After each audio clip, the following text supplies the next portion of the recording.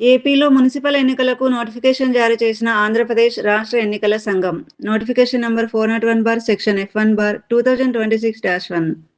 ఆంధ్రప్రదేశ్‌లోని అన్ని మున్సిపల్ కార్పొరేషన్లకు వార్డుల వారీగా ఫోటో ఓటర్ల జాబితాలను సెప్టెంబర్ 3, 2026న ప్రచురించనున్నట్లు కమిషన్ ప్రకటించింది.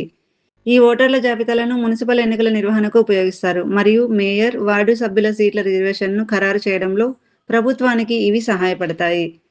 1 జనవరి 2026ను అర్హత తేదీగా పరిగణించి తాజా అసెంబ్లీ ఓటర్ల జాబితాలను ఉపయోగించి ఈ జాబితాలను తయారు చేస్తారు.